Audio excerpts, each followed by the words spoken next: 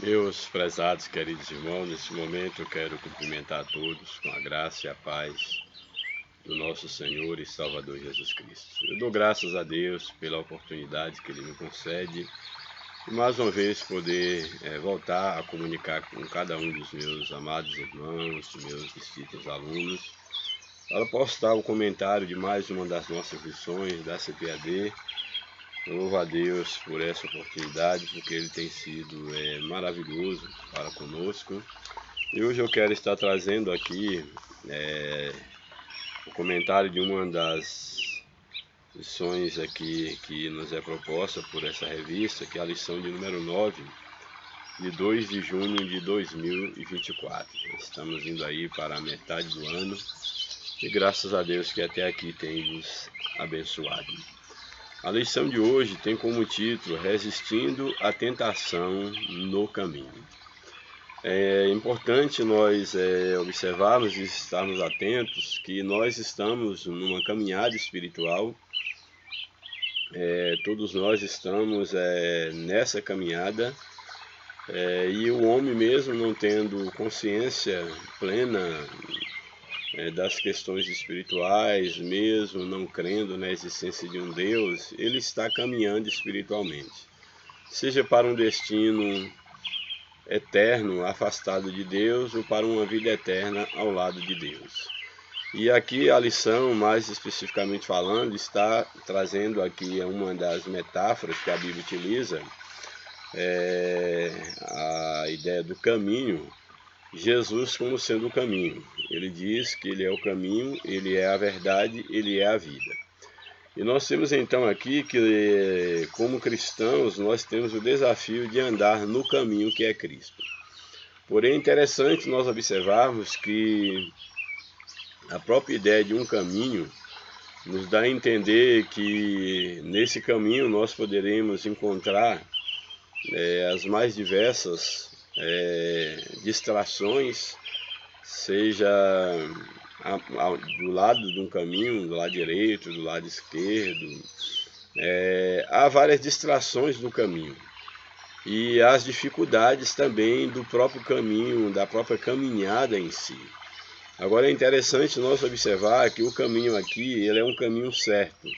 Nós não estamos andando sem destino, como que sem saber onde nós iremos chegar, porque o fim do nosso caminho, por incrível que pareça, é o próprio caminho.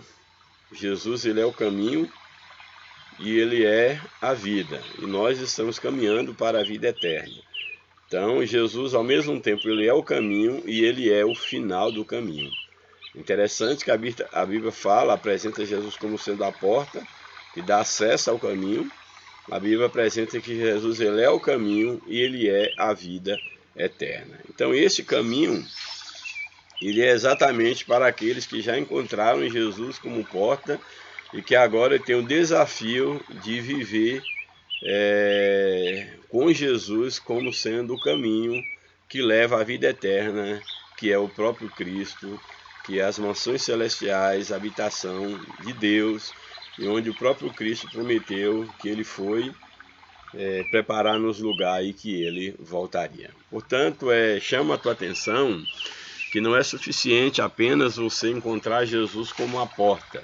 É necessário também que você encontre Jesus enquanto caminho e enquanto final da tua caminhada. E o título da lição fala sobre resistindo à tentação no caminho. Isso quer dizer o quê? Que durante a caminhada espiritual, muitas coisas vão surgir para nos desviar do caminho, nos desviar de Cristo, fazer com que nós venhamos a tomar algum atalho, ou quem sabe distanciar mesmo do caminho, tomar rumo diferente, outros caminhos, parar na caminhada. Portanto, é preciso que todos nós estejamos cientes de que há tentações, há distrações no caminho espiritual, no caminho com Cristo, e essas tentações elas devem ser resistidas. Nós não podemos de maneira nenhuma deixar-nos ser levados pelas tentações que surgirem ao longo da nossa caminhada. E o texto bíblico diz que, falando, é claro, para o povo de Deus, num contexto específico, o povo de Israel, levantai-vos e andai, que não é aqui o vosso descanso. E essa palavra, ela cabe muito bem a nós, a igreja, aqueles que estão andando com Cristo. Portanto, eis aí o título da nossa lição: Resistindo à tentação no caminho. O texto áureo da nossa lição está aí no livro de Mateus, capítulo 24, verso de número 41, que nos diz o seguinte: vigiai e orai para que não entreis em tentação. Na verdade, o espírito está pronto, mas a carne é fraca. Esse é um texto citado por muitos, inclusive pessoas que não têm o conhecimento do Evangelho, mas muitas das vezes há uma falta de entendimento sobre a profundidade desse texto, o que esse texto quer dizer. Então, em primeiro momento, aqui o escritor, ele revela aqui palavras de Jesus dizendo o seguinte: vigiai e orai. Aqui nós temos duas observações muito importantes de Cristo para o seu povo. É a necessidade da vigilância e da oração. É necessário que nós tenhamos uma vida de contato com Deus por meio da oração, da consagração, do jejum, da busca, mas que nós não venhamos esquecer a necessidade de vigiar o nosso caminho, vigiar os nossos passos, porque de nada adianta, como diz uma poesia secular, não adianta nada ir na igreja rezar e depois fazer tudo errado.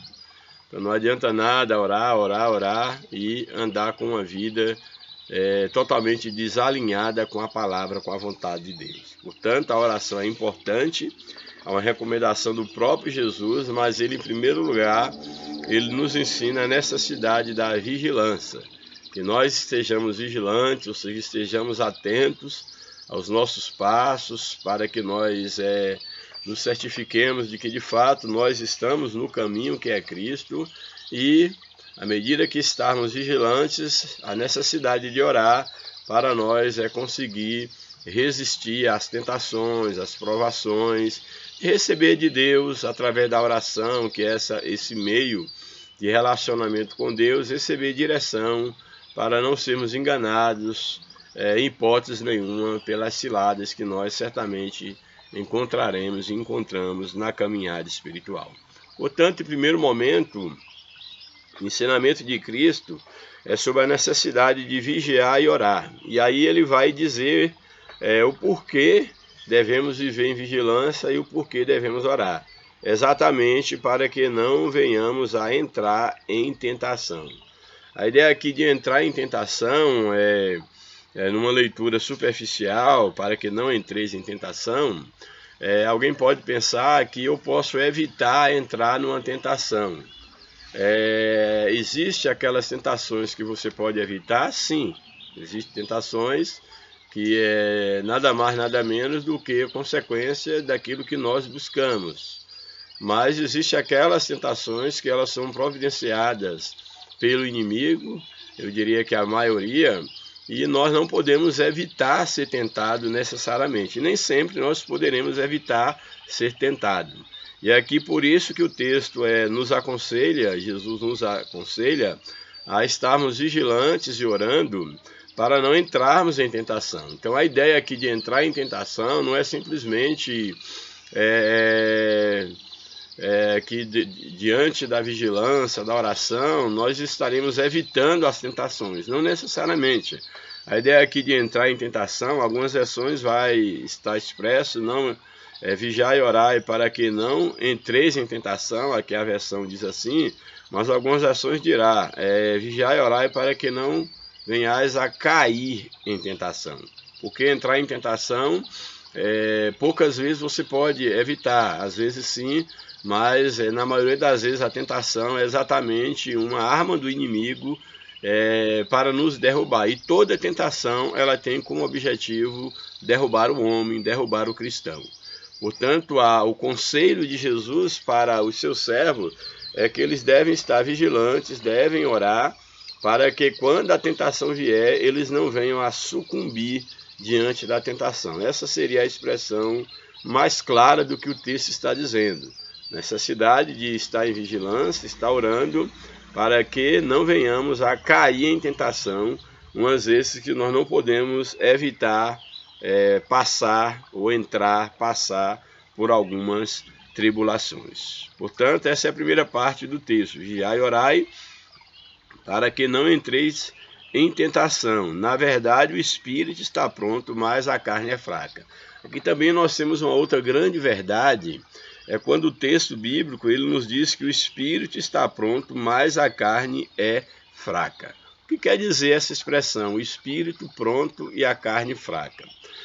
Primeiro momento é lembrar que aqui espírito está em letra minúscula, e aqui fala exatamente do espírito do homem, que é aquela parte que todo homem herdou de Deus, todo homem tem em si esse espírito soprado por Deus dentro de si.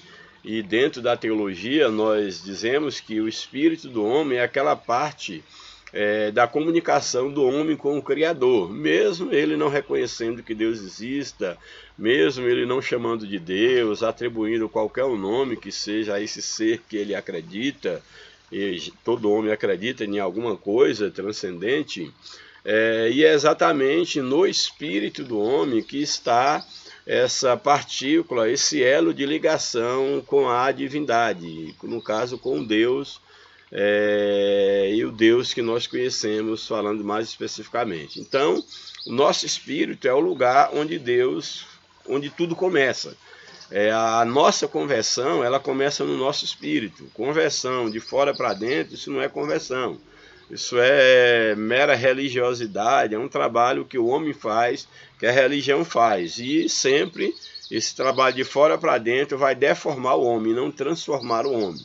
Então a transformação do homem, segundo a imagem de Cristo, ela começa no espírito do homem, de dentro para fora.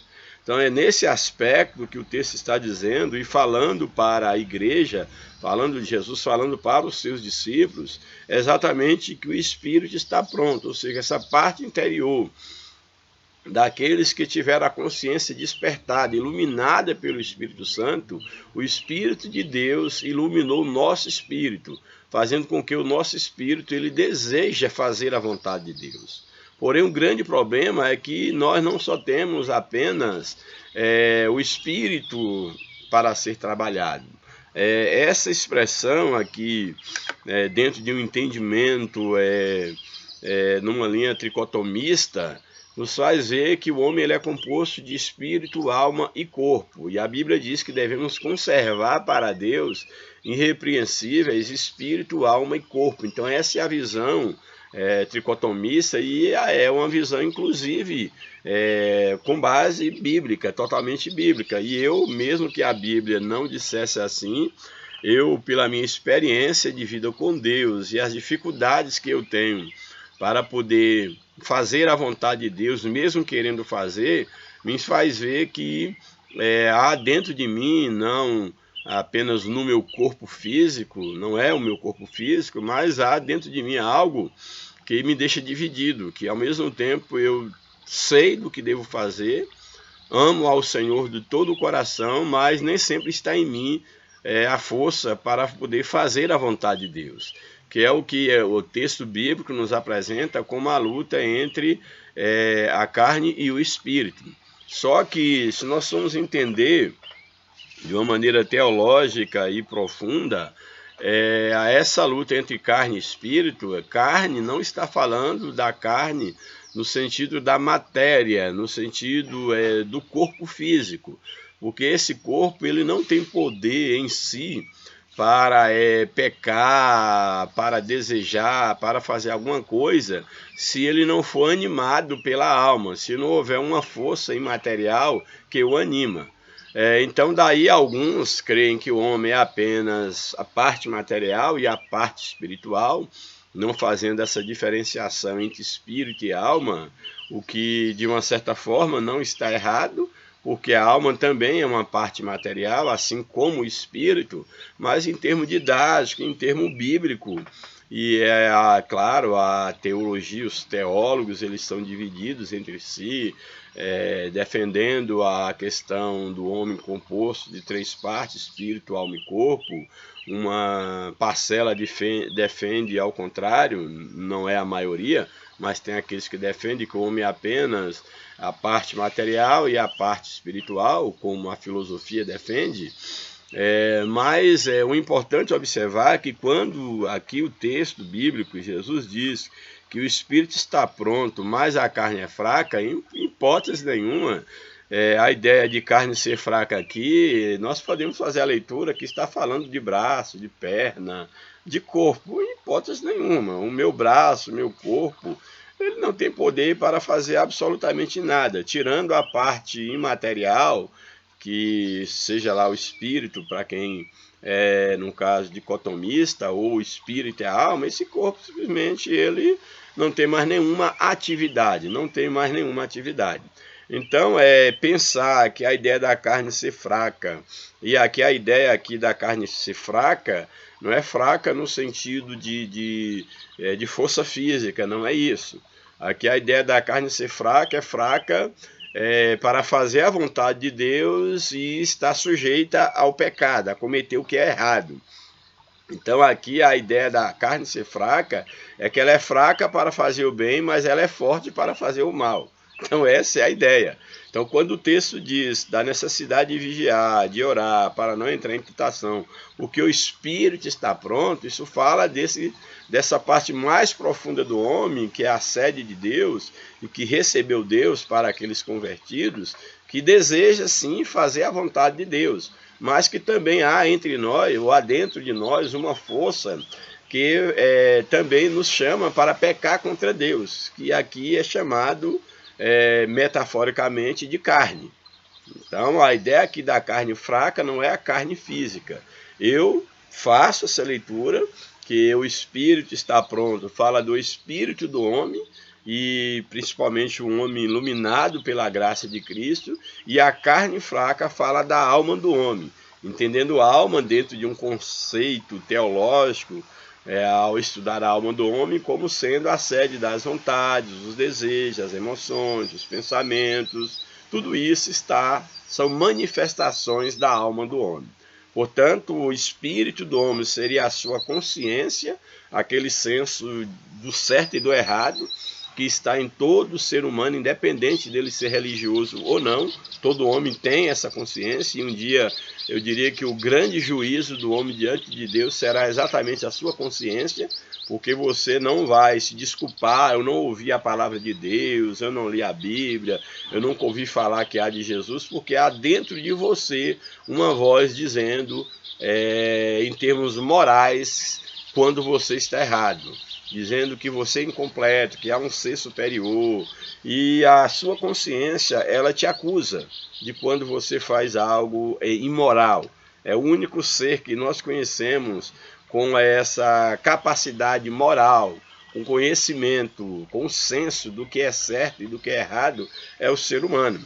E esse senso do certo e do errado está exatamente no espírito, está nessa parte mais profunda do homem. E já a tendência para fazer o erro está exatamente no que nós chamamos de alma. Então essa parte aqui fraca, é fraca no sentido de obedecer à vontade de Deus. Então o nosso espírito, ele quer uma coisa, ele quer fazer a vontade de Deus, mas a nossa alma quer pecar. Porque a Bíblia diz que a inclinação do coração do homem, aí não é coração carne, não é coração esse órgão, é coração, os desejos, os sentimentos. Então a Bíblia diz que os desejos do homem, a inclinação do coração do homem é sempre para o mal. Daí ele precisar da graça de Cristo, do Espírito de Deus, no seu espírito, para do seu espírito, esse Espírito Santo, travar uma guerra na alma do homem, que essa guerra eu confesso que durará toda a nossa vida, toda a nossa existência. Eu tenho as minhas guerras na minha alma, no meu espírito, contra a minha alma. Eu tenho ainda muito que ser curado, que ser trabalhado. Ainda há uma empreitada muito grande para eu dizer que a minha alma está totalmente cativa à vontade de Deus. Na maioria das vezes o que eu faço é exatamente aquilo que eu não queria fazer. Eu queria estar mais próximo de Deus, buscar mais a Deus, ler mais a sua palavra, ter uma vida mais consagrada, falar do amor de Cristo ao outro. Eu queria amar mais o próximo, perdoar, ajudar. Eu queria fazer, amar Deus de todo o meu coração, de todo o meu espírito, de toda a minha alma, que é o que a Bíblia nos chama, amar a Deus de todo o coração, de toda a alma. Porém, eu sei que essa guerra está dentro de mim, mas pelo menos o verdadeiro cristão, ele tem consciência dessa batalha. Ele tem consciência que ele precisa permitir que o Espírito Santo trabalhe continuamente na sua alma, derrotando a cada dia um gigante na sua alma, que é exatamente a sua fraqueza para com Deus. Mas que essa fraqueza, em um outro âmbito, é exatamente uma força que nos leva a pecar. Então, é isso que o texto está dizendo. O espírito está pronto, mas a alma, mas a carne, ela é fraca, ou seja, ela é fraca para fazer a vontade de Deus, mas muito forte para pecar e desobedecer a Deus. E como ela é forte e tem derrubado muita gente. Portanto, esse é o texto áureo. Aqui, quando o comentarista fala resistindo à tentação no caminho, aqui o próprio Jesus está dizendo, olha, para vocês resistirem à tentação do caminho, vigiem e orem, porque o espírito de vocês foram alcançados, ele está pronto para as coisas de Deus, mas há uma alma em vocês, há uma parte que é fraca para fazer a vontade de Deus, mas é forte para a tentação, para pecar contra Deus. A verdade prática nos diz o seguinte, no lugar de ceder à tentação, é melhor triunfar sobre ela, sem sombra de dúvida. No lugar de ceder à tentação, é melhor triunfar sobre ela. Porém, aqui eu coloquei uma observação, não é apenas uma escolha, é uma atitude firme. Eu achei aqui, o comentarista foi bem simplista, quando ele coloca, na verdade prática, no lugar de ceder à tentação, é melhor triunfar sobre ela, como se triunfar sobre a tentação fosse uma mera escolha. Não, eu escolho ser forte, aí tem aqueles jargões, eu escolho ser fiel, eu escolho esperar. Não é bem assim, a vida espiritual não é tão simples. Não é uma mera questão de escolha desprovida de um alto grau de responsabilidade, de comprometimento. Não é uma mera escolha, não, eu escolho Jesus, eu quero Jesus.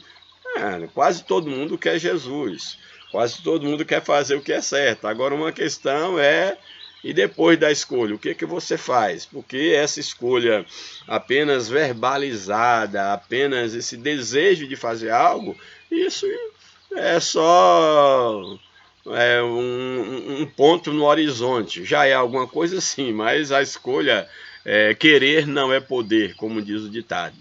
Então aqui a ideia do comentarista, ao ele colocar que no lugar de ceder à tentação é melhor escolher, é melhor triunfar sobre ela, só que triunfar sobre ela, a ideia de triunfar aqui, é claro, que ao invés de ceder à tentação nós temos que triunfar com ela, concordo, é uma verdade que deve ser posta em prática, mas a ideia de ceder ou triunfar sobre a tentação não é uma mera escolha. É uma atitude, é uma decisão. Você tem que decidir, ter uma atitude firme de que você vai vencer a tentação. Você tem que ter uma atitude firme de que você quer triunfar. E para triunfar você não tem que ceder. E para não ceder você precisa estar revestido com a armadura de Deus, com a palavra, com a oração, com o fruto do Espírito, com a vigilância, como o texto aqui propõe.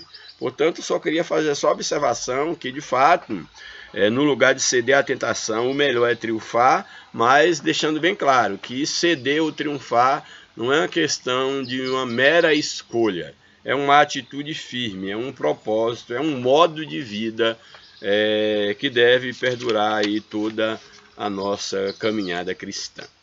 Bem, aí nós vamos para o texto da leitura bíblica em classe, que se encontra em Mateus 4, verso 1 ao verso 11, que nos traz exatamente um exemplo de alguém que foi tentado e que é o nosso modelo a ser seguido, que foi o próprio Jesus. Jesus, ao ser batizado, ao se manifestar publicamente, iniciando o seu ministério público, ele é batizado por João Batista, e a Bíblia diz que logo após ser batizado, o Espírito Santo o conduz ao deserto para ser tentado pelo diabo. E lá Jesus ele é como que entregue ao diabo no aspecto de o diabo poder conduzi-lo a situações de tentação, e Deus assim o permitiu, que foi o próprio Espírito de Deus quem o levou para o deserto e entregou esse período à tentação, e lá então ele foi tentado pelo diabo, mas ele conseguiu vencer aquela tentação, dando-nos o exemplo também de que assim como Jesus, como homem, temente a Deus, ele resistiu à tentação, nós também, debaixo do temor de Deus, podemos resistir às tentações do inimigo. Bem, Mateus capítulo 4, verso 1 a 11. O primeiro verso aí do capítulo 4 de Mateus diz o seguinte: então foi conduzido Jesus pelo Espírito, aqui letra maiúscula, Espírito Santo, pelo Espírito ao deserto para ser tentado pelo diabo. Então Jesus foi conduzido ao Espírito para ser tentado pelo diabo. E aí diz o texto: e tendo jejuado 40 dias e 40 noites, depois teve fome. Nós, inclusive, já fizemos comentários sobre isso. Então, o Espírito Santo leva Jesus para o deserto, com a finalidade de que ele fosse tentado pelo diabo, e ali ele vai jejuar 40 dias e 40 noites. E no final desse jejum, desses dias, ele teve fome. Se diz que ele teve fome, dá a entender, subentende-se que Jesus tomou água durante esse tempo, porém não se alimentou. Não porque não tivesse a opção de alimentar, mas porque era um propósito que ele havia feito ali diante de Deus. E diz então o texto que Jesus então, depois de 40 dias e 40 noites e tendo fome, diz que chegou o diabo a ele para tentar e disse: se tu és o Filho de Deus, manda essas pedras se tornarem em pães. Ou seja, Jesus estava com fome e agora Satanás ele vem tentar a Jesus, e em primeiro momento o que ele faz é tentar lançar uma dúvida sobre a identidade de Jesus, a sua divindade. Olha, se tu és o Filho de Deus, ou seja, olha, tu estás aqui já há 40 dias e agora está com fome. A fraqueza está batendo no teu corpo. Será que de fato tu é filho de Deus mesmo? Ou tu é apenas um homem como qualquer um outro? Então ele lança dúvida e diz: olha, será que tu é filho de Deus? Se tu é filho de Deus, então mostre um sinal. Revele a sua divindade, se tu és filho de Deus. Manda que essas pedras se tornem em pães. Aqui nós temos a sutileza de Satanás, porque ele está querendo exatamente que Jesus, que nunca deixou de ser Deus, ele era totalmente Deus e totalmente homem, é a natureza hipostática de Cristo, estava levando Jesus à tentação para que Jesus caísse na tentação de lançar a mão da sua divindade ou demonstrar a sua divindade fora do tempo. Sabemos que em alguns momentos, poucos momentos da vida de Cristo, ele demonstrou a sua divindade, ele revelou a sua divindade, como por exemplo na transfiguração e em outros momentos. Mas aqui agora Satanás já está levando Jesus a tentar exibir, a ostentar a sua divindade, e tomando como um ponto de partida ou de fraqueza, no sentido do corpo físico de Jesus, exatamente aquilo que poucos resistem, que é a fome. O homem, se ele for colocado numa situação de fome, imagine 40 dias sem comer, ele é capaz de fazer qualquer coisa, ele é capaz de roubar, ele é capaz de matar, ele é capaz de fazer qualquer coisa para matar a sua fome. Ele é capaz, inclusive, de matar um outro semelhante e comer a sua carne. Então, essa não era uma tentação, uma mera tentação. Era um dos pontos que a ideia aqui tentar pegar Jesus pelo estômago. Aqui envolve tudo aquilo que alimenta o nosso corpo físico. Toda a alimentação, tudo aquilo que muitas das vezes nós somos tentados, não tentado enquanto um pecado, mas, por exemplo, quantas pessoas elas precisam perder peso, mas elas não conseguem, porque a tentação da comida é maior.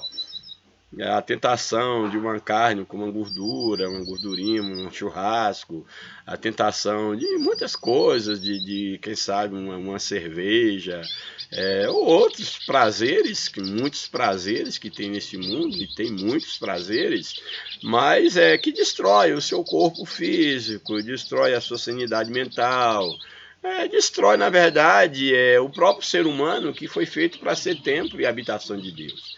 Então aqui o diabo ele tenta pegar Jesus pelo estômago e ao mesmo tempo tentando, como diz na linguagem nossa, matar dois coelhos com cajadada só. Eu pego ele pelo estômago e ao mesmo tempo eu faço com que ele lance mão da sua divindade, que ele venha a fazer algo fora da vontade de Deus, que é não aguentar o primeiro embate como um homem sendo provado e já querer lançar a mão da sua divindade. E eu defendo plenamente, há quem defenda diferente, mas eu não preciso pensar como todo mundo, mas eu defendo plenamente que Jesus ele realizou toda a obra da salvação, todo o seu ministério ele realizou como homem, não realizou como Deus. Eu defendo que Jesus realizou o seu ministério como homem, porém um homem cheio do Espírito de Deus, como ele mesmo diz ao ler o texto de Isaías na sinagoga, o Espírito de Deus está sobre mim. E ele diz, hoje se cumpriu esta profecia. Então eu creio que Jesus foi ungido pelo Espírito Santo, os dons espirituais reinavam, dominavam a vida de Jesus, e como um homem cheio do Espírito, obediente a Deus, sujeito a pecar, a fracassar na caminhada, ele resolveu ser fiel a Deus até o fim, para nos dar o exemplo e mostrar que também com ele nós podemos ser fiéis a Deus até a morte, como o próprio Jesus o foi. Louvado seja o nome de Jesus. Portanto, Satanás chega com essa primeira tentação. Olha, se você é filho de Deus, então mande que essas pedras se transformem em pão. Aí, verso 4, Jesus já não dá, vamos dizer assim, ele não dá espaço para Satanás quanto à esfera da vaidade, de querer demonstrar sua divindade, de querer bater um papo com Satanás, não. Ele usa exatamente a arma que todos nós devemos usar. Ele estava ali no deserto em oração, estava ali em jejum e estava ali certamente meditando na palavra de Deus. Então ele vai usar o quê? Vai usar essas armas. Estava em oração, estava em jejum e ele usa agora a arma que é a palavra, que é uma das armas que nós temos que usar na nossa caminhada espiritual. Então olha o que Jesus diz. E ele respondeu e disse-lhe, está escrito. Ou seja, ó Satanás, está escrito. Ou seja, a minha vida é guiada pelas Escrituras. E é bom deixar bem claro que em todo o Novo Testamento, não só as falas de Jesus, mas a fala dos apóstolos, quando fala das Escrituras, é bom que fique bem claro que está falando aqui da Torá, está falando das Escrituras judaicas, do Antigo Testamento, para aqueles que desprezam o Antigo Testamento, porque o que vale é o Novo, sim, mas Jesus usava o Antigo Testamento, os apóstolos usavam o Antigo Testamento. O Novo Testamento, impresso, está nas mãos, como nós temos, isso é coisa recente, se for falar em relação ao ministério de Cristo e dos apóstolos. Eles não tinham essa Bíblia na mão como nós temos. Portanto, Jesus ele usa as Escrituras dizendo que, olha, está escrito, e o testemunho de Jesus, dos apóstolos, etc., nos mostra que tanto o Antigo quanto o Novo Testamento são palavras de Deus, igualmente palavras de Deus. Não é um era palavra de Deus, um não era, e agora o Novo Testamento aqui é palavra de Deus, não. Porque a escritura que Jesus usava e os apóstolos era a do Antigo Testamento. Então Jesus ele vai dizer, olha, está escrito onde? Na escritura judaica. E ele vai dizer o que? Está escrito, nem só de pão viverá o homem, mas de toda palavra que sai da boca de Deus. Aqui Jesus está citando exatamente o texto de Deuteronômio, lá do Antigo Testamento, que essa Deuteronômio é uma espécie de uma repetição da lei, agora com alguns detalhes, e algumas, não só os 10 mandamentos em si, mas algo mais elaborado, mais explicado, mais aprofundado, inclusive, e não só os 10 mandamentos em si, mas todas as questões das demais instituições, dos demais princípios morais, éticos, religiosos, cerimoniais, etc. Então aqui Jesus vai citar Deuteronômio 8, 3, que é exatamente quando Deus ele permitiu que o povo passasse fome no deserto, e aquele povo, ao passar fome, eles começou a reclamar, na verdade, que eles estavam passando fome e tal e que. E aí, ao apertar Moisés, Deus então manda um maná, um pão dos céus para aquele povo. Deus dá o pão para aquele povo. E aí, então aqui Jesus ele está lançando mão dessa palavra para dizer para Satanás que não é só de pão que o homem vive. Não só de pão viverá o homem, como ele diz aqui, olha,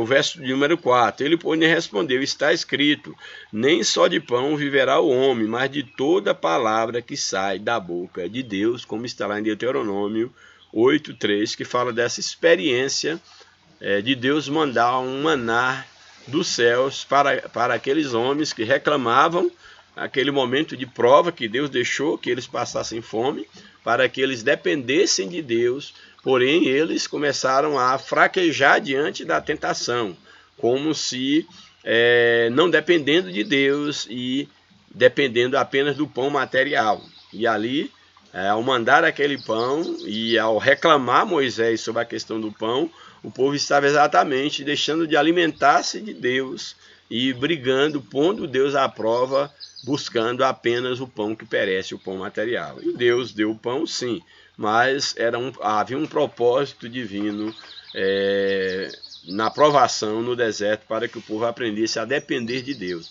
Então Jesus está usando esse texto, olha, nem só de pão vive o homem, mas de toda palavra que procede da boca de Deus. Ou seja, eu não vou ceder à tentação, eu não vou exibir aqui um exibicionismo da minha identidade, da minha deidade, da minha divindade, porque eu também posso viver sem o pão material e passar o meu período aqui de prova, de tentação, o meu jejum, eu posso estar apenas alimentando da palavra, da oração e da presença de Deus. É isso que Jesus está dizendo, rebatendo Satanás com a própria palavra.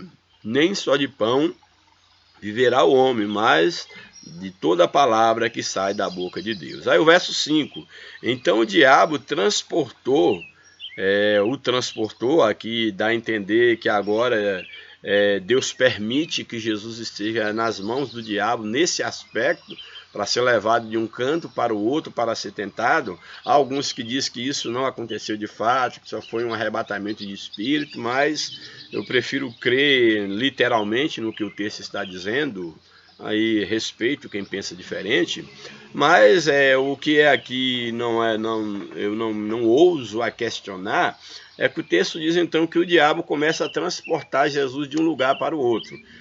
O Espírito de Deus leva Jesus para o deserto para ser tentado, e lá Jesus ele é como que entregue nas mãos do diabo, e o diabo transporta Jesus de um canto para o outro.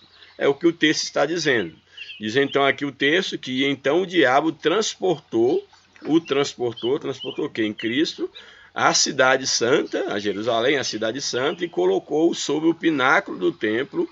E lá, colocando Jesus no pináculo do templo, aí há alguns historiadores que vai dizer que é impossível estar lá no pináculo do templo, daí isso ter sido um arrebatamento no espírito, não foi de fato, mas eu não vou entrar no mérito da questão. Bem, colocou-o sobre o pináculo do templo e disse-lhe, num segundo momento de tentação, se tu és filho de Deus, colocando novamente dúvida, tentando colocar dúvida em Jesus sobre a sua divindade, no Jesus homem. Não, porque o Cristo, ele é a parte divina. Então, se tu és o filho de Deus, lança-te daqui abaixo. Se tu é filho de Deus mesmo, joga-te daqui abaixo, porque tu é Deus mesmo, joga-te abaixo. Mas só que agora Satanás ele começa a utilizar a Escritura. E aqui é bem interessante, que eu quero trazer aqui um detalhe, caso você não saiba. Se você julga conhecer de Bíblia, Satanás conhece bem mais do que você. Se você acha que o seu conhecimento teológico é capaz de você dar um show em Satanás, que você não precisa nem de Deus, você está totalmente enganado. Eu conheço muitas pessoas que elas se perderam no próprio conhecimento da Bíblia. Elas leram, decoraram, estudaram, cursaram, adquiriram conhecimento bíblico, teológico, mas não conhecimento de Deus. Ter um amplo conhecimento teológico não significa ter conhecimento de Deus. As pessoas aproximam da teologia, aproximam da Bíblia, adquirem conhecimento bíblico com várias intenções. E boa parte delas, conheço algumas, certamente você também conhece, adquire o conhecimento para a sua própria perdição. Melhor seria se elas permanecessem ignorantes. Fosse sempre só ensinada pelos outros, não buscasse o conhecimento.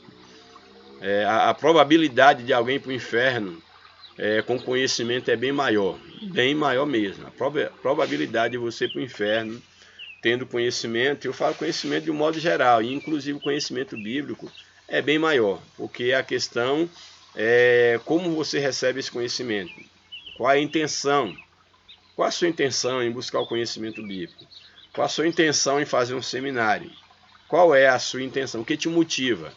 Eu penso que a motivação maior para nós buscarmos o conhecimento da palavra de Deus é aplicá-lo à nossa vida. É nos tornarmos mais parecidos com Deus.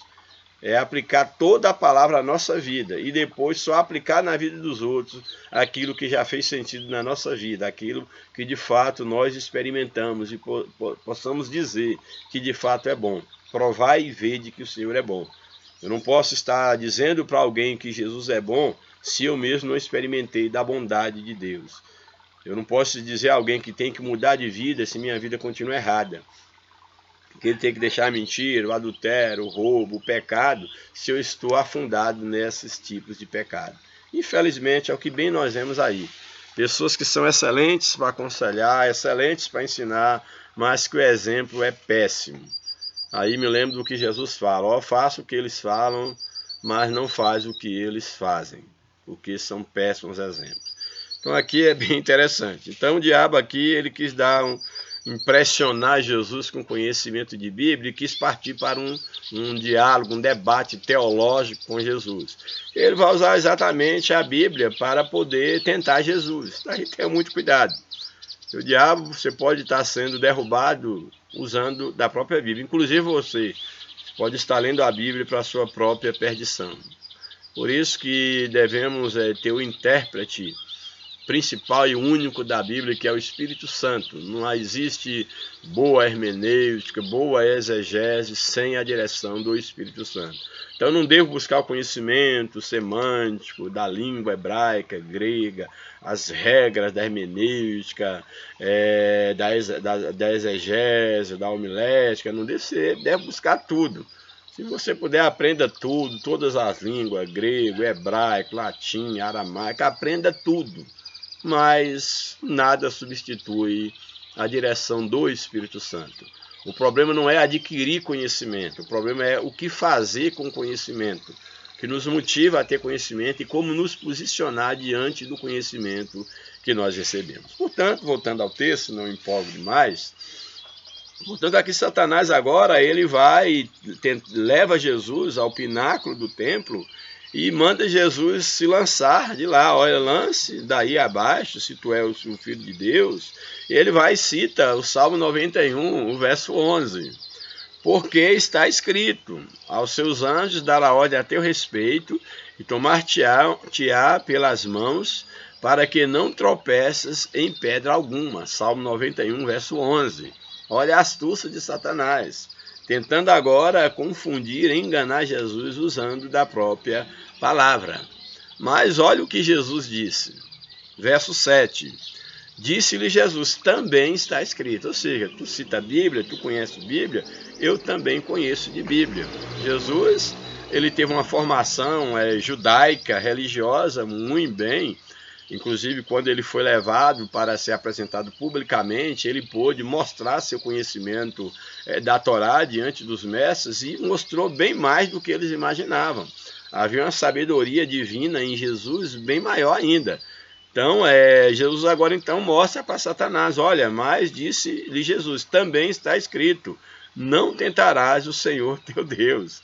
Aí Jesus vai lá e cita Deuteronômio, capítulo 6, verso 16, exatamente citando o episódio quando o povo chega em determinado momento no deserto, quando eles vão se levantar contra Moisés ali por falta de água, e eles começam a dizer que Moisés trouxe eles do deserto para morrer de sede, e aquela voz era contra Deus. Ele tentando ao Senhor, ao Deus de Israel, que os trouxe para o deserto para morrer de água, e Deus fala então com Moisés, olha, eu vou estar aqui no monte Horebe, eu vou estar aqui e você, quando chegar em determinado local, você vai ordenar, aí com a vara, ordenar a rocha, e a rocha vai sair água.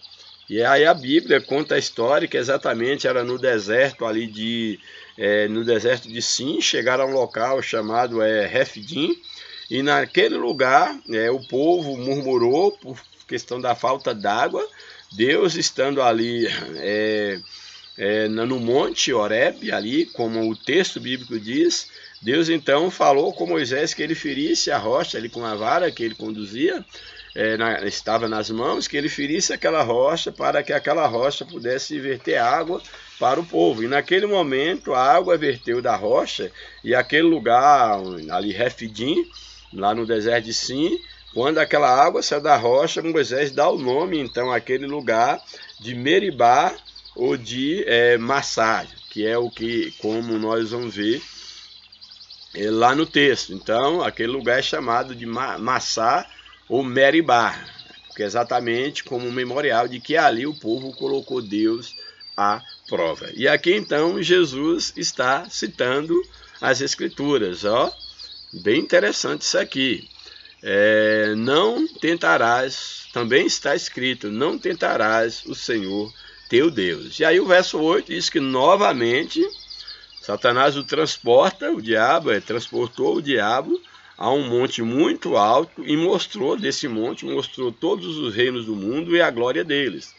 Colocou aos olhos de Cristo uma visão de todo o reino do mundo e a glória daquele mundo, e que tudo aquilo poderia ser de Jesus.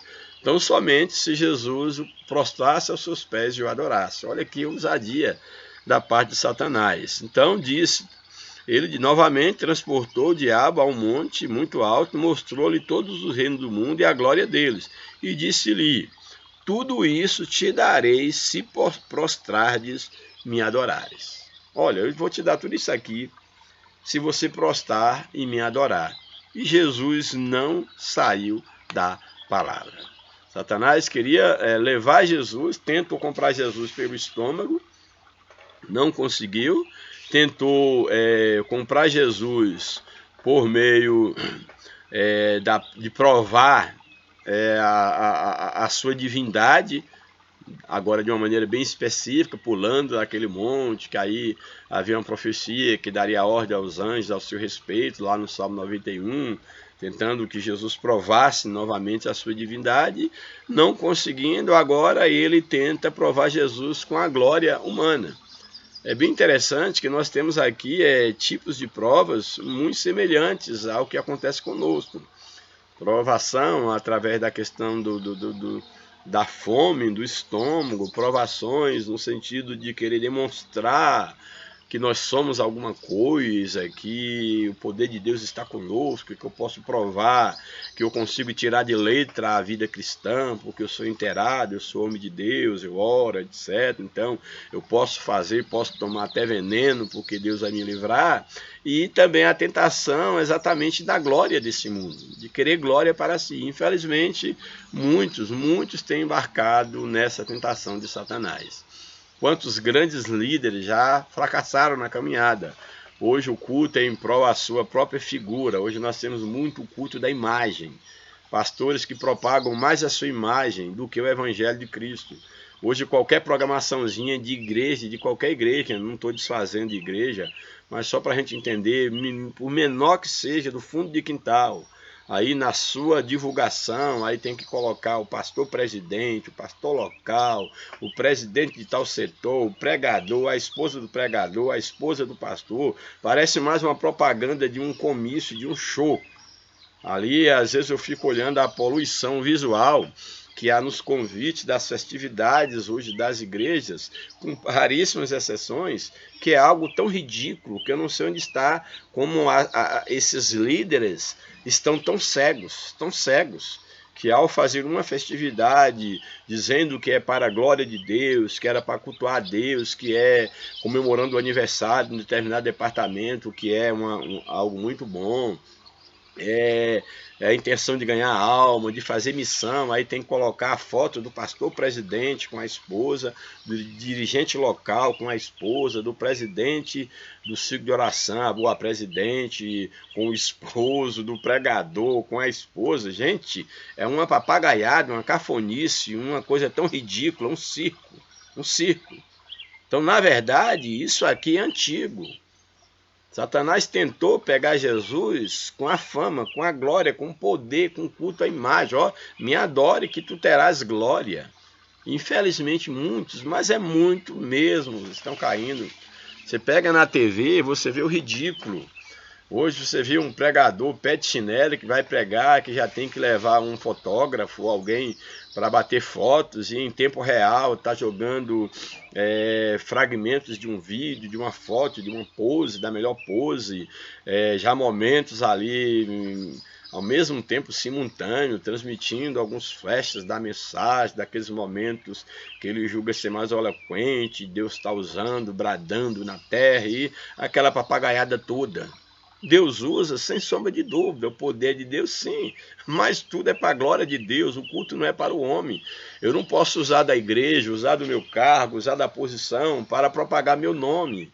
E alguns ainda colocam, ainda tem uma posição ridícula de fazer, coloca no Face, no Instagram, agendas abertas, ou seja, o camarada é tão famoso, é tão procurado, que não é nenhuma agenda, são agendas abertas. Vai ver que se oferece para pregar.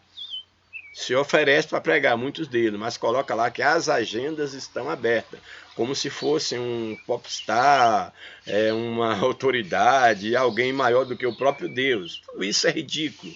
Isso é pessoas que já cederam à tentação de Satanás. Então o diabo chega aqui para Jesus e diz: olha, você me adore aqui, porque eu te dou toda a glória do mundo. Muitos estão fazendo exatamente isso. Estão se dobrando a Satanás por meio de ceder os valores morais, éticos, princípios da palavra de Deus, para poder ter uma proteção política, para poder ter algum favorecimento ilícito dentro da política, e aí vende a igreja com os irmãos e tudo, de porteira fechada para um político, para ser o curral eleitoral, elegem aí vereadores, deputados, para fazer o trabalho sujo, que geralmente é para isso que infelizmente, na maioria dos casos, com raríssimas exceções, sempre tem as honrosas exceções, mas na maioria das vezes, quando se pensa em eleger um representante político, não é pensando, em primeiro lugar, que um representante político não é um político da igreja, tal, segmento tal, pentecostal, batista, não é isso. Ele é um político para servir a comunidade, seja ela cristã ou não, espírita, católica, umbandista, sei lá, é um servo político, é um servo da polis, da cidade, e não para defender um segmento seja qual for esse segmento. Já começa por aí o erro. Mas em nome de defender o evangelho e tal o quê, mas por trás disso está exatamente a propina, poder construir onde não pode construir, não pagar um alvará, conseguir um terreno de graça, fazer a parte suja. Essa é a verdade. Tem as exceções, raríssimas, é bem capaz que tenha. Porém, aqui Jesus deixa bem claro, não quero glória desse mundo. Satanás propõe a ele, tudo isso te darei se você prostrar e me adorar. Verso 9. Verso 10, Jesus não foge da palavra. Ele vai e diz, olha, vai-te Satanás, porque está escrito, ou seja, eu não fujo. Minha vida é guiada pela vontade de Deus. Jesus está dizendo, olha, vai-te Satanás, pode ir embora, que comigo você não vai achar nada. Porque está escrito, ao Senhor teu Deus adorarás e só a Ele servirás. Aí é maravilha. Deuteronômio 6,13. Que Jesus cita Deuteronômio umas 3 vezes. O 8,3, depois 6,16, agora 6, verso 13. Está escrito.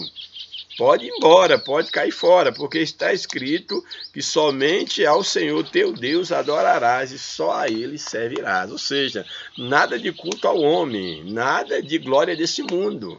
Pensa bem nisso, pensa bem nisso. Você que está buscando tanta glória para você, você que é o grande homem de Deus, que você é o centro da igreja, a sua imagem tem que ser propagada, todos têm que colocar a sua imagem em qualquer programação, todos têm que reverenciar a sua personalidade, que você é a grande autoridade. E onde está o nome de Deus? Isso é a glória do mundo, você está sendo enganado por Satanás. Olha aqui, Jesus fugiu disso. Jesus nos deu exemplo e ele venceu esse tipo de tentação. E muitos estão caindo aí, totalmente, de bandeja, dando de bandeja a sua fé, a sua moral, a sua dignidade. E aí depois fica uma igreja enfraquecida, que não pode combater o pecado, porque o nosso país, por exemplo, chegou ao nível mais baixo de degradação moral, de corrupção, de moralidade, de injustiça, destruição da educação em todos os sentidos falando. Nível superior já está como está, o ensino médio, agora o ensino fundamental, daqui a hora chega no infantil, porque está destruindo todos os valores da família, da ética, da moral, valores milenares, porque estão sendo tudo destruídos. Boa parte do que está acontecendo, a igreja tem culpa, a igreja enquanto instituição, porque ela deixou de ser sal da terra, deixou de ser luz do mundo, deixou de protestar.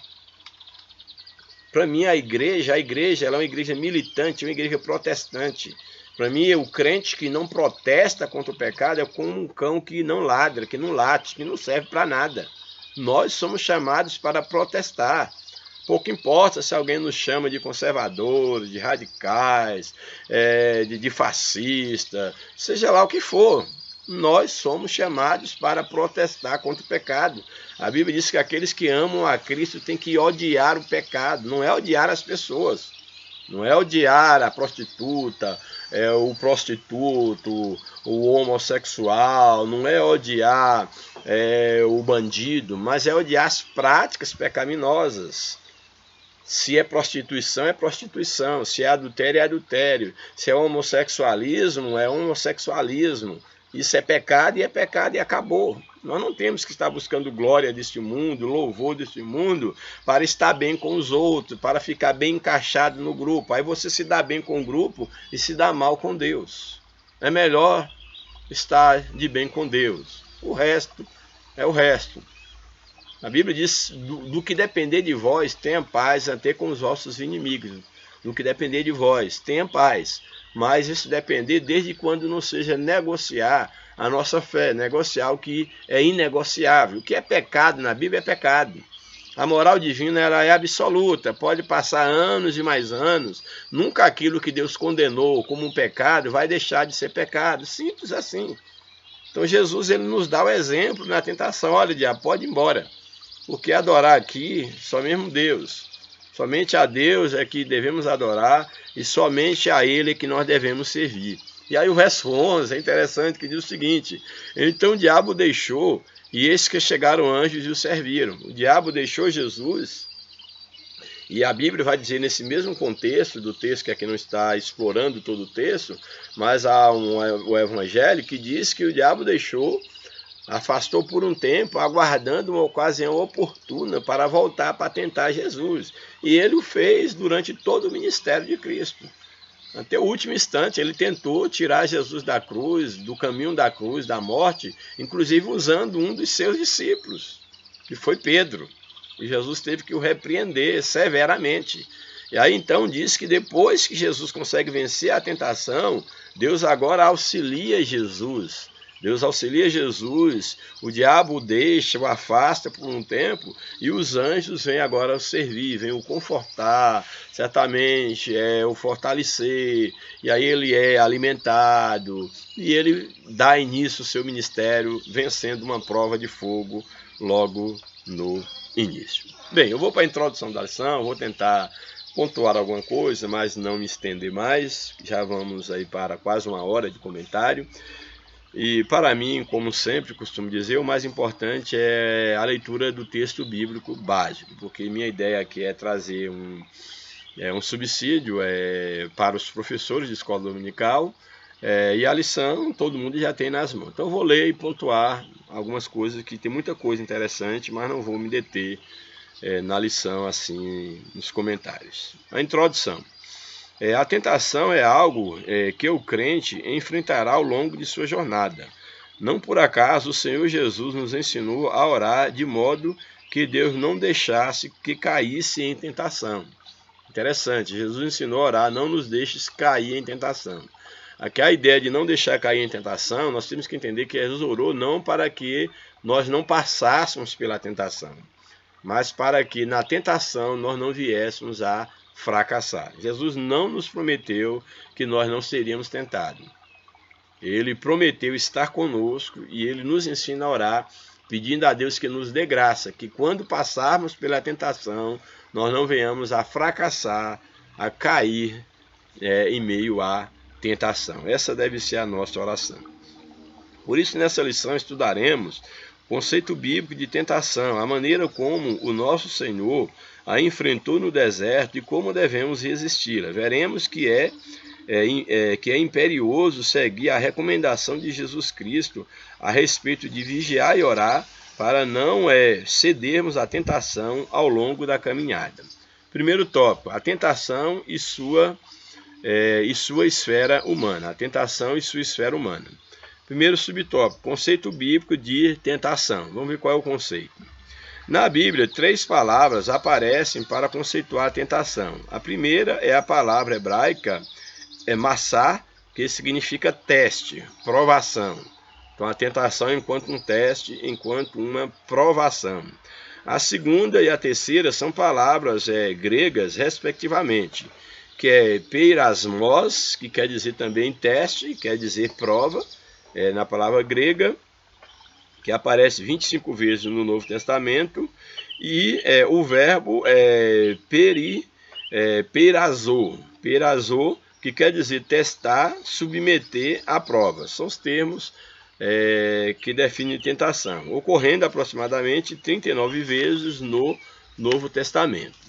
Aí o comentarista ele prossegue: assim podemos dizer que tentação é um experimento, é um teste, é uma prova diante de uma atração para fazer o mal a fim de obter prazer ou lucro. Ou seja, biblicamente a tentação é algo totalmente negativo. Deus não tenta ninguém porque ele não pode ser tentado.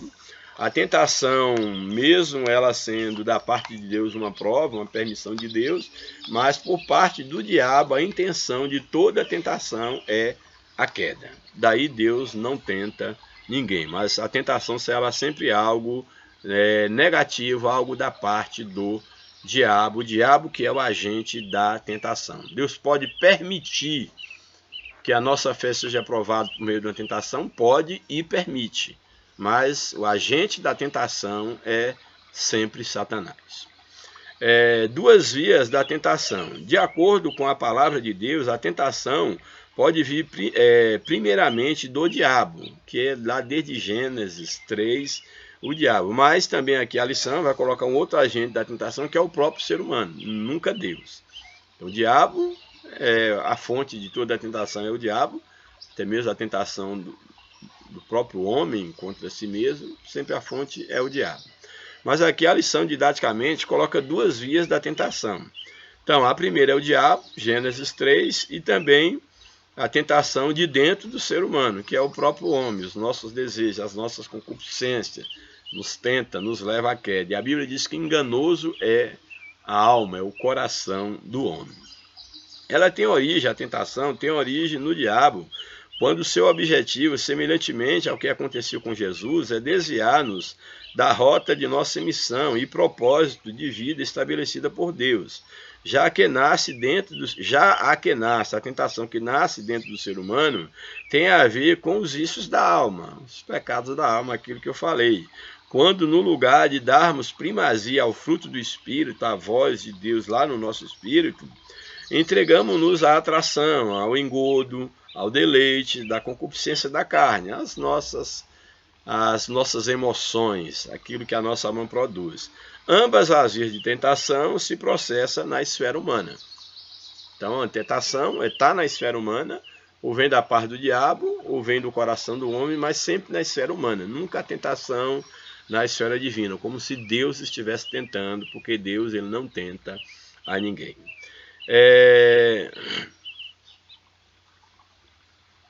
Subtópico 3. Tentação, um fenômeno humano.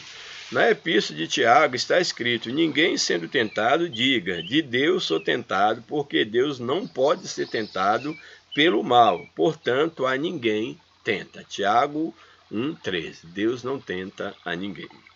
Então ninguém ao ser tentado vai dizer, olha, Deus está me tentando. Não, Deus não vai te tentar. Deus está me tentando, eu caí nisso aqui porque Deus me colocou na enrascada. Foi Deus que fez isso, e aí para me testar, Deus tentou, não. Eu costumo dizer sempre que Deus ele nunca vai permitir que alguém dê um tapa no teu rosto se ele não te der primeiro graça para dar a outra face. Deus não deixa ninguém no mato sem cachorro. Deus nunca vai permitir uma própria tentação da parte do diabo. Se você for realmente alguém dependente de Deus, Deus nunca vai permitir se você não tiver condição de vencer a tentação, porque Deus não pode ser tentado. Então ele a ninguém tenta. É verdade que há aprovação que vem da parte de Deus para aperfeiçoar o caráter do crente, sem dúvida.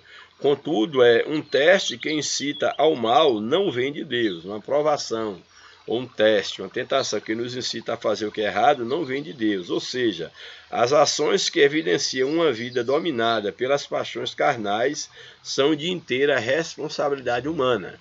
Então, aquilo que leva a você ser dominado pelas paixões da sua carne é de sua inteira responsabilidade. Ainda que o inimigo possa nos persuadir a cair em tentação, essa se dá no campo da esfera humana e terrena. Ainda mas foi da parte do diabo, mas isso é na esfera humana, na esfera terrena, e nós temos as armas para vencer a tentação, que é exatamente sujeitar a Deus e resistir ao diabo. Como sujeitamos a Deus? Oração, consagração, leitura da palavra, vestindo-se da armadura de Deus, a fé, o capacete da salvação, a palavra que é a espada do Espírito, desenvolvendo o fruto do Espírito. Todas as armas estão à nossa disposição e o próprio Espírito de Deus está aí para mover em nós. Tópico 2. O Senhor Jesus e a tentação. Primeiro subtópico. A aprovação do Senhor Jesus. De acordo com o Evangelho de Mateus, após o batismo de Jesus, o Espírito Santo o conduziu ao deserto, que já falei. Foram 40 dias sendo tentado por Satanás, uma intensa batalha espiritual contra o adversário, o príncipe deste mundo. O objetivo de Satanás era fazer com que Jesus desviasse do seu propósito, satisfazendo desejos e necessidades, contrariando a vontade de Deus. Por isso houve um ataque intenso do maligno contra nosso Senhor, que resistiu sabiamente por meio da oração, do jejum e da palavra. Embora fisicamente frágil, o Senhor Jesus estava espiritualmente forte. Então, fisicamente Jesus estava frágil, mas espiritualmente ele estava forte e ele pôde vencer, porque Deus estava com ele e assim também nós poderemos vencer em nome de Jesus. Subtópico 2. As áreas que Jesus foi tentado. Podemos dizer que Cristo foi tentado em 3 áreas. A área física, que foi a questão da fome, a natureza divina, a sua natureza, para mostrar, lançar a mão da sua natureza divina, e a área espiritual, que foi exatamente a questão da adoração a Satanás. Na área física, o diabo o tentou, pedindo que transformasse pedras em pães, após sentir fome devido ao processo de jejum, pois isso revelaria que ele era o Filho de Deus, se ele fizesse aquele lançasse mão da sua divindade. Na área da natureza divina, o diabo tentou Jesus pedindo que ele se atirasse do pináculo do templo, pois os anjos o guardariam. Isso nessa esfera da natureza divina, para que ele mostrasse a sua natureza divina e que os anjos viessem a acudi-lo como Deus. Na área espiritual, o diabo tenta nosso Senhor, desafiando a evitar o caminho da cruz, para estabelecer um reino pela sua força, o que seria prontamente aceito pelos judeus. Isso aqui é bem interessante, essa observação do comentarista, que nessa área espiritual, o diabo tenta desviar Jesus da cruz para que ele estabelecesse um reino aqui na terra, que inclusive era o que os judeus queriam. Eles rejeitaram Jesus exatamente porque eles esperavam um Messias que viesse livrá-los do poder romano, e não um Messias que prometesse um reino espiritual, um Messias que viesse com o discurso de amar o inimigo, de dar a outra face. Então esse Jesus eles não queriam, por isso que eles rejeitaram Jesus. E Satanás tenta exatamente levar Jesus para esse caminho. Olha, o caminho da glória, você terá fama, os reinos do mundo será seu, você será aclamado pelo povo de Israel, mas Jesus não veio para isso. Era necessário apenas que Jesus fizesse uma coisa, adorasse o diabo. Assim podemos dizer que o nosso Senhor foi tentado na área física com as necessidades humanas, em sua natureza divina, com a ideia de ostentar os seus divinos atributos públicos, pulando do pináculo do templo, e na área espiritual, no sentido de idolatrar outro ser, de adorar ao próprio Satanás. Subtópico 3. Como Jesus venceu a tentação? Nosso Senhor venceu o diabo com a palavra de Deus. Por isso que a palavra de Deus deve habitar ricamente em nós. Por isso que nós devemos guardar a palavra do Senhor no nosso coração, para não pecarmos contra o Senhor. O lugar da palavra de Deus é no coração. Não adianta um monte de versículos decorados na mente, entenda aqui decorado nesse sentido, e não amados. É melhor um versículo amado do que 10, 20, 30, 50 versículos decorados, mas que não faz nenhum sentido na tua vida. Portanto, nosso Senhor venceu o diabo com a palavra de Deus. Em todas as áreas da tentação, ele respondeu, está escrito. Na primeira tentação, ele disse, está escrito, não só de pão viverá o homem, mas de toda palavra que sai da boca de Deus. Na segunda tentação, ele disse, está escrito, não tentarás o Senhor teu Deus. Na terceira tentação, ele disse, vai-te, Satanás, porque está escrito, ao Senhor teu Deus adorarás e só a ele servirás. Como nós já falamos, louvado seja Deus. Nessa batalha espiritual contra o diabo, nosso Senhor sempre apelou para a exposição da palavra de Deus. Isso significa que ele via as Escrituras como a autoridade suprema de fé e prática. O cristão tem que ter a sua vida dirigida pela palavra de Deus. Tudo que você fizer, você tem que ver se passa pelo teste da palavra de Deus. Negócio, relacionamento, trabalho, tudo que você fizer. A Bíblia tem direcionamento para tudo. Se houver uma reprovação na palavra, não faça porque não é de Deus. Eu tenho tentado e me esforçado, e esse é meu objetivo de vida, viver segundo a luz da palavra de Deus. Tenho desagradado muita gente? Tenho, mas é melhor estar bem com Deus do que estar bem com o homem. Nessa batalha espiritual contra o diabo, nosso Senhor sempre apelou para a exposição da palavra de Deus, Isso significa que ele via nas Escrituras uma autoridade suprema de fé e prática. Assim, ao lado da oração e do jejum, conforme já estudamos, devemos vencer o inimigo e seus ardis tentadores com a palavra de Deus, oração, jejum e palavra. Imitemos o nosso divino mestre, louvado seja Deus. Por fim, o último tópico da lição, resistindo à tentação.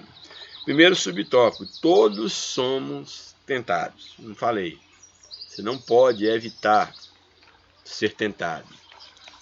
Você pode até evitar que os pássaros façam um ninho e coloque ovos nesse ninho sobre a sua cabeça. Agora, os pássaros de voar sobre a sua cabeça você não pode evitar. Quantos pensamentos ruins, malignos, passam na nossa mente, na minha alma? Quantos? Eu diria que sou bombardeado quase que o dia todo. Mas eu não posso deixar que Satanás faça ninho na minha alma e que crie raiz, porque eu estou debaixo do sangue de Jesus. Bem, resistindo à tentação, todos somos tentados. Primeiro subtópico. Por mais que observemos as disciplinas da oração, do jejum, da leitura da palavra, o inimigo não deixará de nos tentar.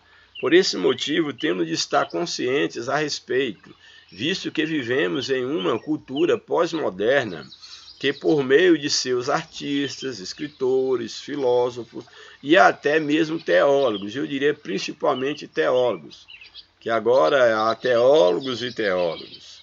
E agora tem surgido aí uma leva de teólogos, homens que querem reinterpretar a Bíblia e que usa aí o discurso de autoridade para exatamente desvirtuar a pureza do Evangelho. Então tenha muito cuidado. Não fique correndo atrás dessas estrelas, desses movimentos. Ou não, essa igrejinha aqui, ou essa igreja é perto da minha casa, é mais chique. Não. Não fica atrás de igreja chique, de alguém que fala muito bonito, que consegue fazer todo dia um movimento novo para atrair o povo. Não vá atrás disso não, não seja bobo não. Procure um lugar que seja simples ou que seja chique, mas um lugar que esteja perto da palavra de Deus. Não perto daquilo que você almeja, da sua casa, perto do seu grau de intelectualidade, como se isso valesse alguma coisa. Não. Sua intelectualidade, o seu dinheiro só tem algum valor se for para o serviço do reino de Deus, se for em prol próximo. Se for para a tua ganância, para o seu deleite, para o seu orgulho, você vai para o inferno com sua cultura, você vai para o inferno com o seu dinheiro. É necessária renúncia total. Eu devo desprezar os meus bens, jogar tudo fora? Não. Mas eu devo considerar tudo como algo secundário, como um palha. E se eu tenho, coloque em benefício do reino de Deus, em benefício do outro, do próximo. É assim que devemos viver, sermos bons mordomos dos bens que Deus nos deu. Então, esses tipos, essas classes aí nessa sociedade pós-moderna, artistas, escritores, filósofos, há filósofos e filósofos, gente. Não sou contra a filosofia, amo a filosofia, mas há filósofos e filósofos. Para mim, um filósofo que tem lado partidário, para mim, eu não considero filósofo, não considero. Para mim é um ideólogo. Então há teólogos aí, mais teólogos, entendeu? Que tentam naturalizar o relativismo, procurando nos moldar conforme seus costumes mundanos. Diante disso, somos encorajados pelas Escrituras a assumir a postura de Cristo e não se conformar, não entrar na forma desse mundo, como nos ensina lá Romanos 12:12. Segundo subtópico, rejeite a tentação. Rejeite a tentação. Há uma célebre frase do reformador Martinho Lutero, aqui, o que eu falei, que diz o seguinte: você não pode impedir que os pássaros voem sobre a sua cabeça, você não pode impedir isso, mas pode impedir que eles instalem com seus ninhos. Não pode impedir eles voarem, mas que ele venha se instalar com ninhos na sua cabeça, quer dizer, na sua mente, na sua alma, no seu coração, você pode impedir. Você não pode impedir que um pensamento ruim assalte a sua mente. Como eu gostaria de só pensar nos céus, mas Deus e eu sei quanta coisa ruim vem na minha mente, quanta coisa ruim passa no meu coração. Ainda bem que o diabo não é onisciente, ainda bem. E se ele soubesse o que passa na minha mente, no meu coração, eu já estaria fracassado. Mas ele lança as suas setas. Porém, você não pode evitar isso. Você não pode evitar. Isso são os passarinhos voando sobre a sua cabeça. Agora, deixar o passarinho fazer ninho e crias na sua cabeça, na sua mente, na sua alma, no seu coração, isso você pode impedir pelo poder da palavra, da oração, pelo poder do sangue remidor de Cristo Jesus. Louvado seja o seu nome para sempre. Portanto, uma frase bem profunda. Embora não seja um versículo da Bíblia, essa frase de Lutero, a frase revela uma verdade que encontramos na palavra de Deus. Podemos percebê-la na fuga de José, diante da mulher de Potifar. José foi tentado, mas ele não alimentou a tentação. Ele não foi testar, não. Eu não vou cair, mas eu vou dar uma brecha. Não, eu vou logo te dizer um conselho. Eu nasci no lar cristão, tenho hoje 53 anos de vida, muito bem vividos aos pés de Cristo, também muito problemáticos, muito pecado, muita coisa ruim na cabeça. Mas eu digo uma coisa para você, não meça a força com Satanás.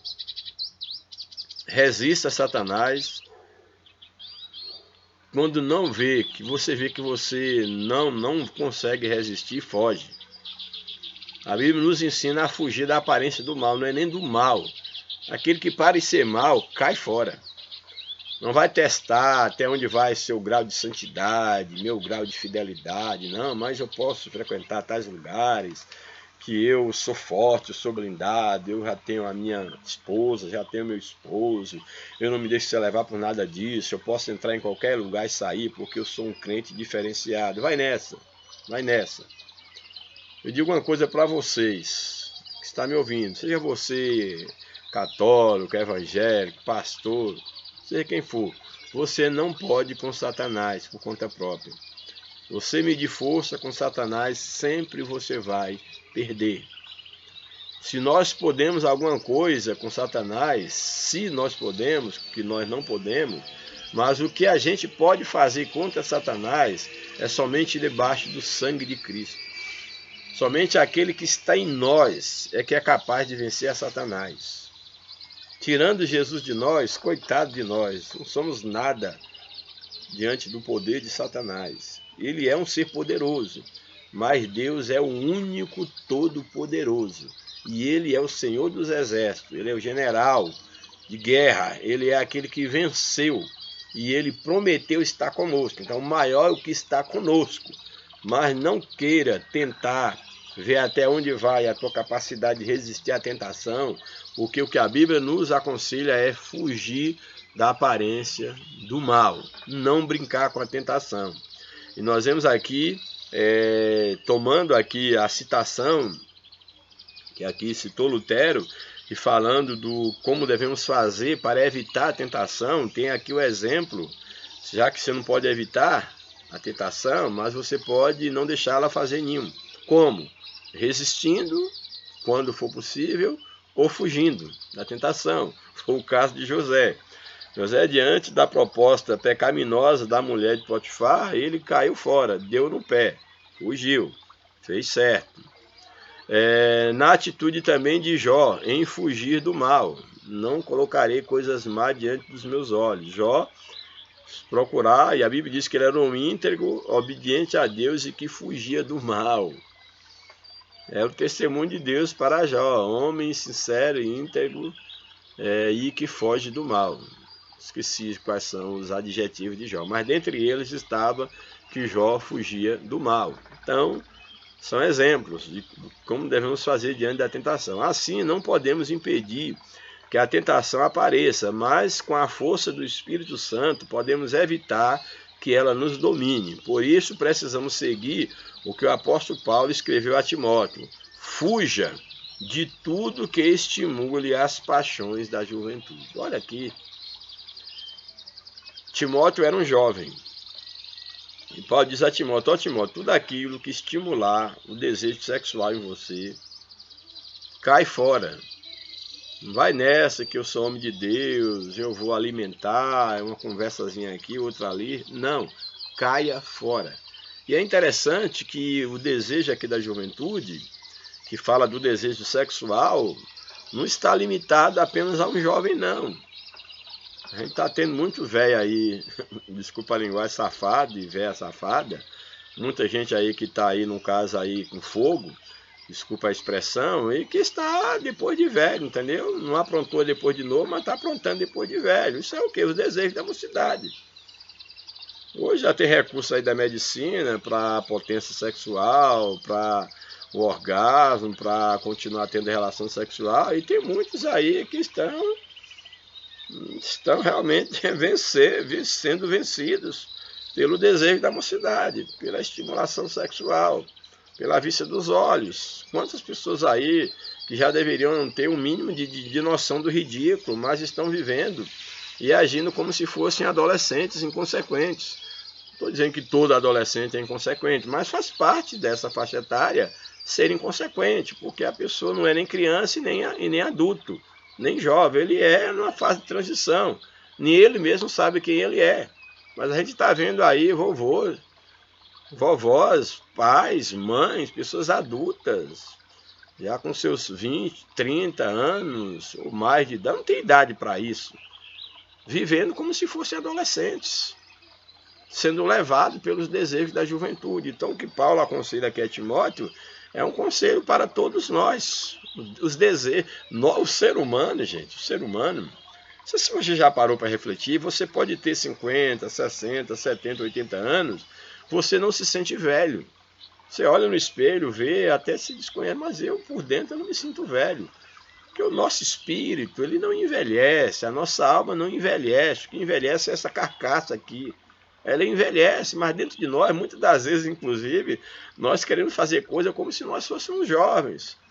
Às vezes alguma arte, como diz os antigos, pegar algum peso, comer uma comida mais pesada, uns querem vestir como se fosse criança, adolescente, jovem.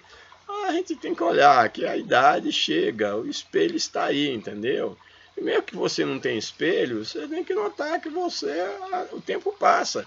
Agora os desejos da juventude, eles continuam aí a todo vapor, e não tem idade para isso. E o conselho da palavra de Deus é: fuja de tudo que estimule as paixões da juventude. É para mim, é para você e para todos nós. Portanto, ao longo da nossa jornada, a melhor estratégia é fugir da tentação. É a melhor estratégia para vencer a guerra espiritual, é fugir da tentação. É pecado, cai fora. Nem tente ver se você é forte. É pecado, cai fora. Por fim, o último subtópico. Arrependa-se. No meio da nossa caminhada é possível que o crente venha a cair numa tentação. É possível que ele ceda à tentação e por isso rompa a comunhão com Deus. Contudo, é possível restabelecer o relacionamento com Ele por meio da confissão do pecado, do arrependimento, do quebrantamento espiritual e do desejo de abandonar. É possível sim. Quantos caíram na tentação, mas hoje estão restaurados e ajudando outros a serem restaurados. Então, se porventura você vier a cair na tentação, arrependa-se, não entregue os pontos. Volte-se para Deus, busque em Deus, que Ele é o maior interessado na tua restauração. Há um caminho de cura e restauração para quem age dessa maneira. Por essa razão, em caso de ceder à tentação, não tentemos nos justificar. Não, é porque eu sou fraco mesmo, eu caí mesmo. Não, assuma a culpa. Não tente se justificar, eu caí por causa de fulano. Não, eu caí, eu pequei, perdoa, entendeu? Pequei contra ti, entendeu? Contra ti somente pequei, nós vimos isso no Salmo 51. Então não tente culpar os outros ou ignorar o ato pecaminoso, como muitos estão fazendo. Estão numa vida de pecado, de adultério, está ignorando, achando que não, com o tempo o povo esquece. Com o tempo não, o tempo não cura pecado. Pecado é para ser confessado, abandonado, ser confrontado. Só há cura dessa forma. Não pense que o tempo cura pecado. Você que sai numa vida de adultério, de mentira, de engano, tempo não cura pecado. Cura pecado é o sangue de Jesus. Mas para isso você tem que confessar. tem que arrepender amargamente, confessar os teus pecados, para que você alcance a misericórdia de Jesus. O caminho divino é o da confissão e arrependimento para desfrutar do perdão. Por fim, a conclusão da lição. Semelhante ao Senhor, que foi tentado em tudo, mas não pecou, podemos seguir o caminho de não sermos seduzidos pela tentação. Assim podemos desfrutar mais de uma vida em santidade e comunhão com Deus. Por isso, ao oferecermos resistência à tentação ao longo da jornada, logremos êxito, para que assim logremos êxito e para que recebamos a coroa da vida. Isso aqui é bem interessante, que cita aqui Tiago 1:12. Vou só reler, que eu achei bem interessante. Por isso, ao oferecermos resistência à tentação, ao longo da jornada, lograremos êxito e receberemos a coroa da vida. Que Deus nos ajude, que Deus nos abençoe, que o Espírito de Deus continue nos dando graça para resistirmos toda a investida de Satanás e termos uma vida vitoriosa diante das tentações. Um grande abraço, oreis por nós, obrigado por tudo, em nome de Jesus, graça e paz.